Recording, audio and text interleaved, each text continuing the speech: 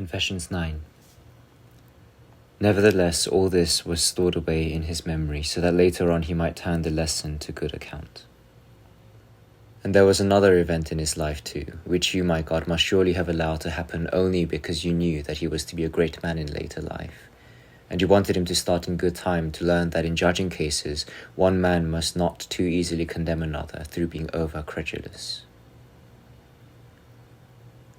While he was still studying under me at Carthage, you allowed him to be arrested as a thief by the market officers. He was in the market in the middle of the day thinking over an exercise of the sort which is regularly given to students, a set piece which he had to recite. He was strolling alone in front of the law courts, carrying his pen and his writing tablets, when the real thief, a young student like himself, made his way without attracting the notice of Alypius towards the leaden gratings which project over the moneylenders' shops.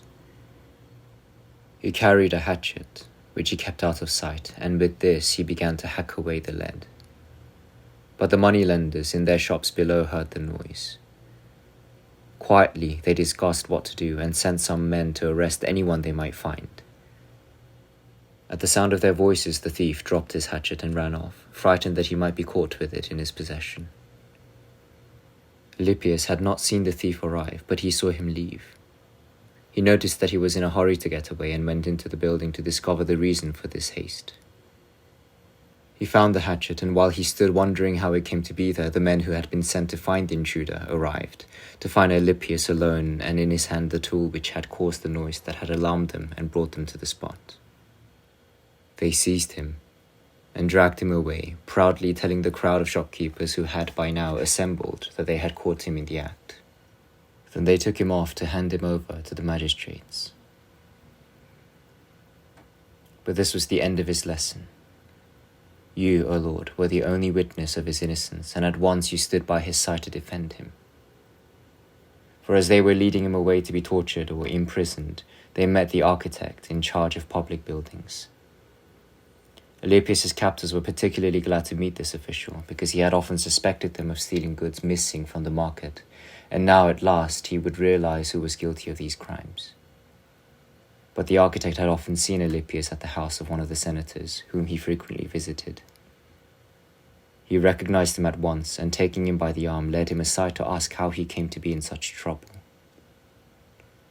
When he heard what had happened, he turned to the excited onlookers, who were noisily threatening Alypius, and told them all to follow him.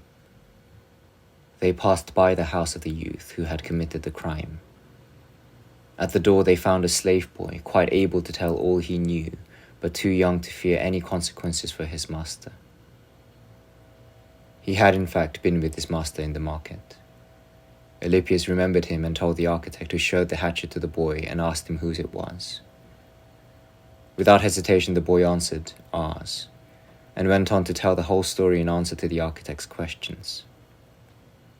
By this means the guilt was laid where it belonged, much to the confusion of the crowd, which had begun too soon to be jubilant over the arrest of Alypius. And Alypius, who was destined later to preach your word and judge many cases in your church, went home all the wiser for this experience.